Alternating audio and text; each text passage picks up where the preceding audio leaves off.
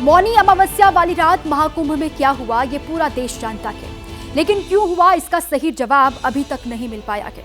हालांकि विरोधी पार्टियों ने कुंभ में भगदड़ के लिए वीआईपी कल्चर को जिम्मेदार ठहराया।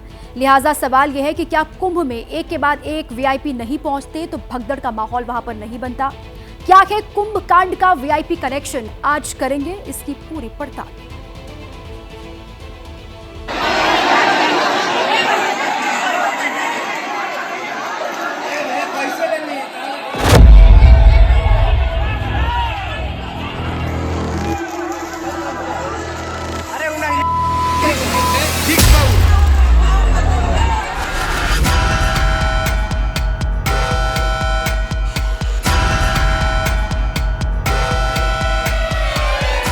जब चंद मिनटों के भीतर अचानक लाखों की भीड़ का सैलाब आता है और बाहर निकलने का कोई रास्ता नहीं होता, तो ऐसे ही भयावह हालात पैदा होते हैं।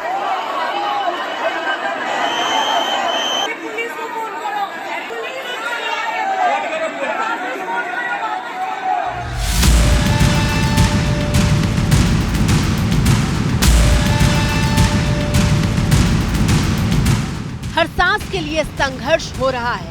तस्वीरें देखकर लग रहा है कि मानो अगले ही पल यहाँ पर अनहोनी होने वाली है।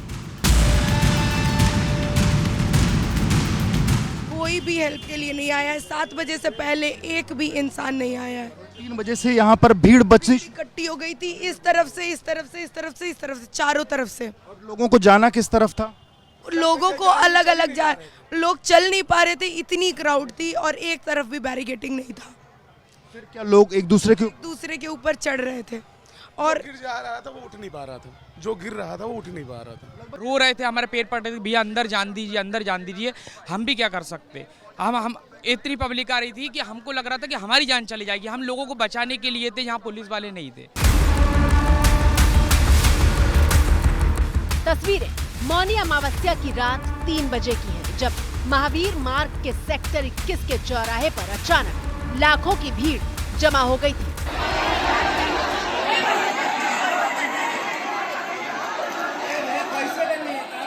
सामने देखिए एक ढाल है, इसी ढाल से लोग बढ़ते चले आ रहे थे, जबकि 3 तरफ से और रास्ते भी थे। हर किसी को बस स्नान के लिए संगमनोज जाना था। मेजर प्रॉब्लम ये था कि प्रशासन ने बोला कि जो मिर्ज़ापुर रोड से आ रहे हैं वो अरैल घाट पे स्नान कर लें, जो लखनऊ रूट से आ रहे हैं वो फाफामू में स्नान कर लें। लेकिन सबके दिमाग में था मुझे संगम जाना करना है। और संगम में अनएक्सपेक्टेड, मतलब एक उम्मीद से ज़्यादा जब क्राउड भर गया तो प्रशासन भी क्या कर सकता है। लगभग क्या कितने लोग, 1000 लोग, 500 लोग, 200 लोग, कितने लोग? यहाँ पे 2 लाख लोग, लाख होते, 2 से 3 लाख रुपए था। डीजीपी को फोन लगाया ऊपर कि आप आइए, यहाँ पर है ना आर्मी भेजिए, यहाँ पर अच्छा के लिए आर्मी भेजिए। वहाँ से आर्मी नहीं आ पा रही थी, इतनी पब्लिक थी कि पुलिस वाले अपने ऐसे धक्का दे दिए कि पुलिस वालों को भी धक्का दे दिया।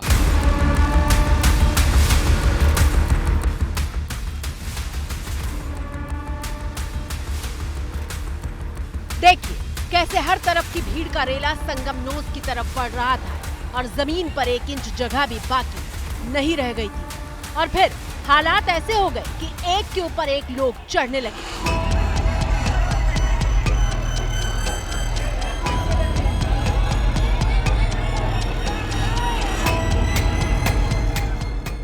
देखिए कैसे कुछ लोगों ने चौराहे पर मौजूद दुकान के काउंटर पर बैठकर और गाड़ियों की छत पर बैठकर खुद को कुचलने से बचाया। भगदड़ के बाद की तस्वीर देखिए, निशान देखकर भी आप समझ जाएंगे कि यहाँ पर आखिर हुआ क्या था।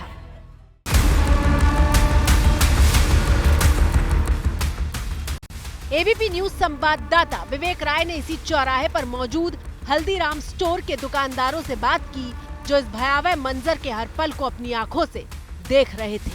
एबीपी न्यूज़ की टीम उस जगह पर पहुंची है जहां पर वो हादसा हुआ था। सामने की जो तस्वीर है, largest snacks company of India Haldiram करके ये बोर्ड लगा हुआ है और ये कॉर्नर का एक प्रेमाइसेस है जहां पर अंदर यहाँ पर टी स्नैक्स, स्वीट्स, नमकीन, वेस्टर्न स्नैक्स, इस तरीके का जो सामान है वो मिल रहा है।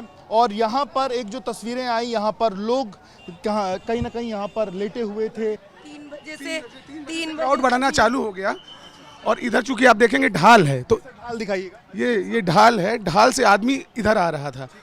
उसके बाद क्राउड इतना ज़्यादा हो गया कि आदमी के ऊपर आदमी हो गया, और सराउंडिंग में देख रहे हैं सर ही सर नज़र आ रहे थे, ज़मीन कहीं भी नज़र नहीं आ रही थी। जो क्राउड था, जितना क्राउड था उस हिसाब से पुलिस कोई कुछ नहीं था। आप ये जानकर दंग रह जाएंगे कि रात के अंधेरे में यानी रात 3 बजे यहाँ भगदड़ जैसा माहौल बना था और सूर्योदय होने के बाद भी हालात सुधरे नहीं थे। यानी कई घंटों तक भीड़ इसी तरह संघर्ष करती रही। घंटों तक यहाँ पर हालात काबू में नहीं आए, जबकि इस जगह से संगमनोज वाले घाट की दूरी करीब 4 किलोमीटर थी। अब से तो पब्लिक जो है वो इसको धक्का दे ही रही थी। अंदर जो लोगों के जो सामान पड़े हुए हैं आप वो देख सकते हैं। अंदर अभी भी लोगों का जो कपड़े हैं, यहाँ पर देखिए आपको साड़ी दिख रही होगी, बॉटल दिख रहे हैं, चप्पल दिख रहे हैं, पीछे गंगा जल की बोतलें यहाँ पड़ी हुई हैं। गंगा जल लोगों को यहाँ से लेकर के जाना था, आस्था की डुबकी लगानी थी। ये देखिए पीछे कैप पड़ी हुई है। इस तरीके की अलग अलग चीज़ें पीछे यहाँ पर देखिए तो बोरा पड़ा हुआ है, ये काले रंग का ये सामान, ये बिछाने के लिए बैग पड़े हुए हैं, और बाकी जूते चप्पल की तो कोई गिनती ही नहीं है। अब सवाल ये है कि आखिर इस चौराहे पर मौनी अमावस्या की रात 3 बजे भगदड़ जैसे हालात क्यों पैदा हो गए थे। मौनी अमावस्या के दिन दूसरी घटना सेक्टर 21 में हुई, जिसमें एक रास्ता समुद्रकूप द्वार की तरफ से आ रहा था, जो कि झूसी की तरफ से मेले के अंदर घुसने का रास्ता है। वहीं 3 रास्ते मेले के अंदर के थे, उसमें एक रास्ता संगम की तरफ जा रहा था, और ये सारे लोगों को संगम की तरफ जाना था, पर भीड़ इतनी ज़्यादा थी कि लोग संगम की तरफ बढ़ नहीं पाए और इस तरीके की स्थितियाँ उत्पन्न हुई। सवाल यह है कि प्रयागराज में कुंभ का स्नान करने अगर वीआईपी ना पहुंचे होते तो क्या ऐसे हालात नहीं बनते। अच्छी बात है, आप किसी महत्वपूर्ण व्यक्ति को बुला रहे हैं, प्रधानमंत्री जी जा रहे हैं, उनकी सिक्योरिटी, उनके सब पॉइंट ऑफ व्यू से ठीक है। होम मिनिस्टर साहब जा रहे हैं, वो बहुत वीआईपी उसमें जाएंगे, वो भी ठीक है। लेकिन सारा कुछ वीआईपी को समर्पित हो और आम आदमी फिर भेड़ बकरी की तरह से जाके ट्रीट करो, वो गलत है। आप गांधी जी ने जो सिखाया था वो यहीं तो अप्लाई होता है कि भाई अंतिम पंक्ति में खड़े आदमी के लिए अगर आपने कुंभ में व्यवस्था ठीक कर दी तो दुनिया के किसी भी वीआईपी को बुला लीजिए, उसके लिए व्यवस्था ठीक ही होगी। वो हमारी जिम्मेदारी थी कि श्रद्धालुओं को कोई दिक्कत ना हो पाए, इसलिए हम बार बार सरकार को कह रहे थे कि वीआईपी कल्चर थोड़ा सा वहाँ पे कम हो।